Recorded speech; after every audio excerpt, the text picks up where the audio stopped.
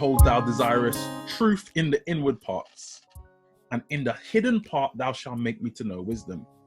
Purge me with hyssop, and I shall be clean. Wash me, and I shall be whiter than snow.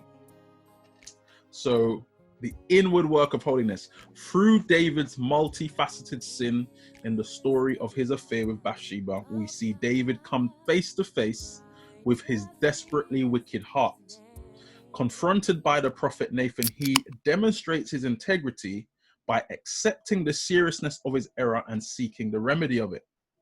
His sin was a slap in the face of a holy God who had given him more than enough of what any man could want. But in his actions, David showed a total lack of respect for the Holy One of Israel. He recognized sin for what it is, an assault on the moral perfection, the holiness of God. You see, David realized here that, yeah, actually, I had everything. I had everything. Like, I didn't need any more. And God says, if what I had given you wasn't enough, I would have given you this. I would have given you that. Like, God is like, what did I withhold from you? And David realizes. So when David is saying, against thee and thee only have I sinned, it's not that he didn't sin against Bathsheba. It's not that he didn't sin against Uriah. But David is in such a relationship with God. And remember, God said, why have you despised me? David's perspective now comes right, and he realizes, which we all need to realize, sin is an assault on the holiness of God. And remember, the original sin, right, is pride, right? The original sin is Satan saying, I deserve more. And then he transfers that to Eve, who says, in her actions, I deserve more. Because that's what pride is, having a heightened opinion of what you should have, right? So David realizes that, oh my God, by what I've done, I have assaulted God, because I have said that he is not morally perfect, because the way I've behaved has actually acted out that God is not good and that God didn't give me enough. God calling David a man after his own heart was not an endorsement of David's sins.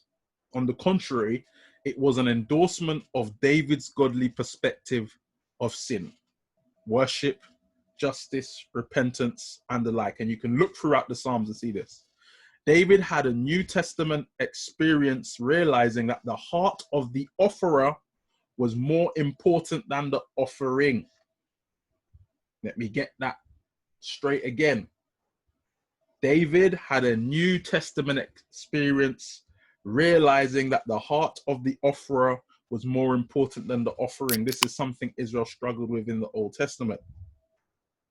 And when God says David is a man after his own heart, we have to understand that is in the fullness of the life of David. That is in that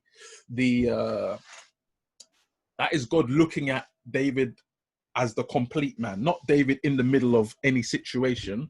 It's not like, okay, David sinned and then, oh, this is a man after my own heart. We have to understand when God is saying that, when that statement is made, or that statement is made about David, that expression is because of the totality of David's life.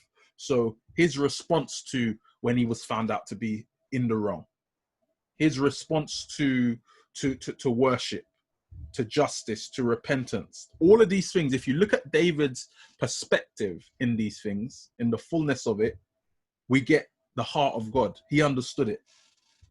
Last week we spoke about the heart, and there's an example that I didn't actually include, which I think makes my point that I made very well, and I'm just going to use it right now to summarize what we spoke about last week. So I put, when we were talking about the heart, that the heart of the offerer is more important than the offering. That statement be controversial to some. Mark 12:41-44. Then Yeshua sat down opposite the temple treasury and watched the crowd as they put money into the offering boxes. Many rich people put in large sums. But a poor widow came and put in 2 small coins. He called his disciples to him and said to them, yes, I tell you, this poor widow has put more in the offering box than all the others making donations.